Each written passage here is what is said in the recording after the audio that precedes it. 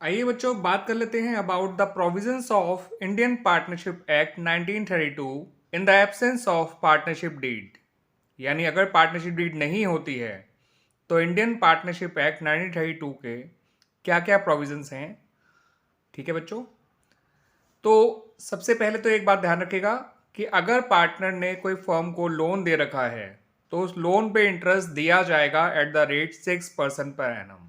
ठीक है, इस बात को याद रखिएगा। अगर पार्टनरशिप डीड साइलेंट है या पार्टनरशिप डीड है ही नहीं तो provisions of Indian partnership act 1932 के अकॉर्डिंग पार्टनर को उसके लोन पे इंटरेस्ट दिया जाएगा 6% पर एनम के हिसाब से। ठीक है बच्चों, उसी तरह से अगर पार्टनरशिप डीड नहीं है तो इंडियन पार्टनरशिप एक्ट 1932 के प्रोविजंस के अकॉर्डिंग प्रॉफिट और लॉस जो है वो पार्टनर्स के द्वारा इक्वली शेयर किए जाएंगे। ठीक है बच्चों, इंटरेस्ट ऑन कैपिटल दिया ही नहीं जाएगा, ये भी ध्यान रखिएगा। No interest on capital is allowed to the partners in the absence of partnership deed और in the absence of any agreement among the partners.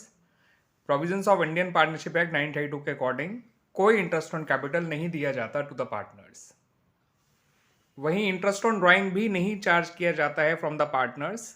ठीक है, अगर पार्टनरशिप डीड नहीं है या पार्टनर्स के बीच में कोई एक्सप्रेस एग्रीमेंट नहीं है अबाउट इंटरेस्ट ऑन ड्राइंग तो इंडियन पार्टनरशिप एक्ट 1932 के प्रोविजंस के अकॉर्डिंग कोई इंटरेस्ट ऑन ड्राइंग चार्ज नहीं किया जाएगा फ्रॉम द पार्टनर्स।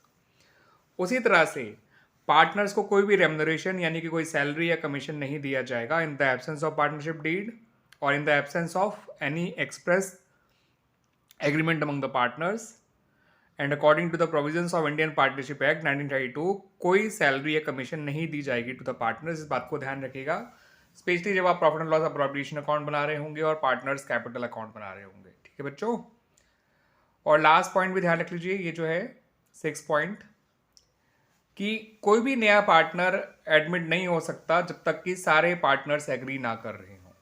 ठीक है, सपोज अगर पुराने 10 पार्टनर हैं और 10 में से किसी एक ने भी मना कर दिया 11 पार्टनर के एडमिशन के लिए तो फिर वो नया पार्टनर नहीं आ सकता इनटू द बिजनेस, क्योंकि 10 के 10 का एग्री करना कंसेंट जरूरी है। ठीक है, सभी के 10 की सहमति जरूरी है उसको पार्टनर बनाने के लिए। इसके अलावा कुछ और प्रोविजंस भी ध्यान रख लीजिए बच्चों कि अगर सभी पार्टनर एग्री करें तो हम माइनर को भी पार्टनर बना सकते हैं for the benefits of the partnership. ये इसके इंडियन पार्टनरशिप एक्ट 1932 के सेक्शन 30 के अकॉर्डिंग दिया हुआ है ये। ठीक है बच्चों, उसी तरह से कि कोई भी पार्टनर जो है या तो सभी कंसेंट से पार्टनरशिप में एंटर कर सकता है या फिर जो भी उन्होंने पार्टनर्स ने आपस में एग्रीमेंट कर रखा है उसके अकॉर्डिंग उसको हम एंटर कर सकते हैं इनटू द पार्टनरशिप। ये सेक्शन 31 के अकॉर्डिंग कहा गया है। ऐसी उसी तरह से कोई भी पार्टनर बिजनेस से रिटायर हो सकता है either with the consent of all the partners और in accordance with the agreement among the partners. ये सेक्शन 32 के अकॉर्डिंग कहा गया है। पार्टनरशिप फर्म का रजिस्ट्रेशन कंपलसरी नहीं होता है, वो ऑप्शनल होता है, ध्यान रखिएगा। According to the Indian partnership act 1932 ये इसके सेक्शन 69 में कहा गया है। और लास्ट वाला पॉइंट जरूर ध्यान रखिएगा बच्चों कि जब तक पार्टनर्स में कोई दूसरा एग्रीमेंट ना हो इसके बारे में तो ये माना जाता है कि on the death of partner partnership form dissolve कर दी जाएगी। ये है सेक्शन 35 के according of Indian partnership act 1932। सही है बच्चों, तो पार्टनरशिप डीड में जो भी हम क्लॉज डालते हैं, ठीक है बच्चों, उनको हम बाद में चेंज भी कर सकते हैं, कोई नया क्लॉज ऐड भी कर सकते हैं और साथ साथ कोई क्लॉज हटा भी सकते हैं। ठीक है, तो जब भी हम पार्टनर्स को ऐसा लगता है कि कोई नया क्लॉज ऐड करने की ज़रूरत है या किसी क्लॉज में चेंज करने की ज़रूरत है या किसी क्लॉज को हटाने की ज़रूरत है तो वैसा कर सकते हैं। ठीक है, यानी जो पार्टनरशिप में क्लॉजेस डाले गए हैं वो ऐसा नहीं कि वो परमानेंट क्लॉज हो जाएंगे। They can be change, they can be modified, they can be removed and they can further be added, new clauses can be also be added. ठीक है बच्चों, इस बात का ध्यान रखिएगा। साथ साथ बच्चों ये भी जान लेते हैं कि पार्टनर्स की लायबिलिटीज़ क्या होती हैं। ठीक है बच्चों, तो ये बात ध्यान रखिएगा कि कोई भी जो पार्टनर होता है वो फर्म के कंपटीशन में कोई अपना काम नहीं कर सकता, स्पेशली अगर उसने बाकी पार्टनर्स की कंसेंट ना ले रखी हो तो। ठीक है, वैसे तो करना ही नहीं चाहिए, ठीक है, इसको ये काम, और स्पेशली तब तो बिल्कुल नहीं करना चाहिए जब बाकी को उसने कोई इन्फॉर्म ही नहीं कर रखा है। कि वो ऐसा काम भी कर रहा है जो कि अपने फर्म के कंपटीशन में ही है, यानी वैसा ही प्रोडक्ट है, वैसी सर्विसेज प्रोवाइड कर रहा है अलग से जो कि फर्म प्रोवाइड किया करती है। और ऐसा करने पर अगर उसको प्रॉफिट होता है तो ये प्रॉफिट उसको फर्म को लौटाना पड़ेगा। ठीक है, वो सारा प्रॉफिट फर्म का प्रॉफिट बन जाएगा, याद रखिएगा इस बात को। लेकिन यहाँ पर एक बात और भी है कि अगर फर्म को लॉस होता है या उसको लॉस होता है, नॉट फर्म को, तो उस लॉस को वो खुद बियर करेगा, फिर वो फर्म उस लॉस को बियर नहीं करेगी। तो इससे बेटर है कि वो ऐसा काम करे ही ना जो कंपटीशन में हो अपनी ही फर्म के।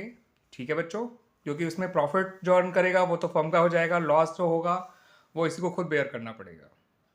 उसी तरह से बच्चों, अगर फर्म जो है, पार्टनर जो है यानी नॉट फर्म, अगर किसी ऐसी ट्रांजैक्शन की वजह से जो फर्म के द्वारा की गई है या ऐसी प्रॉपर्टी का यूज़ करके जो फर्म की है या फर्म के कनेक्शंस को यूज़ करके या बिजनेस के कनेक्शन को यूज़ करके कोई अपने लिए प्रॉफिट अर्न करता है, तो वो प्रॉफिट भी उसको फर्म को देना पड़ेगा, क्योंकि जैसे जो भी प्रॉफिट हुआ है वो फर्म की वजह से हुआ है, तो वो प्रॉफिट उसका नहीं फर्म का है।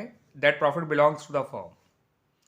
ठीक है बच्चों, फॉर एग्जाम्पल अगर फर्म कोई गुड सेल करती है और वो बायर से एक पर्टिकुलर पार्टनर जो है कमीशन ले रहा है इस बात का अलग से, तो ये कमीशन जो है वो सिर्फ फर्म को देना पड़ेगा। ये कमीशन फर्म की इनकम कहलाएगी, उसकी पर्सनल इनकम नहीं कहलाएगी। ठीक है बच्चों, उसे पैसा फर्म को देना पड़ेगा और इसको फर्म के प्रॉफिट में ऐड किया जाएगा। क्लियर बच्चों, ध्यान रखिएगा इस बात को। और जो मैंने अभी आपको provisions of Indian partnership act 1932 बताए हैं, इनका ज़रूर ध्यान रखिएगा। ये न्यूमेरिकल सॉल्व करने में और आगे जाके आपका मल्टीपल चॉइस क्वेश्चंस इस तरह के पूछे जा सकते हैं जिसमें इनसे रिलेटेड पॉइंट्स के बारे में आपसे पूछा जा सकता है, तो इनको ध्यान रखिएगा। बड़े क्वेश्चन करते वक्त भी काम आ सकते हैं आपके। ठीक है, आपके वाइवा के दौरान भी आपके काम आ सकते हैं और आपके जो मल्टीपल चॉइस क्वेश्चन आपसे पूछे जाते हैं उनमें भी काम आ सकता है। ठीक है बच्चों।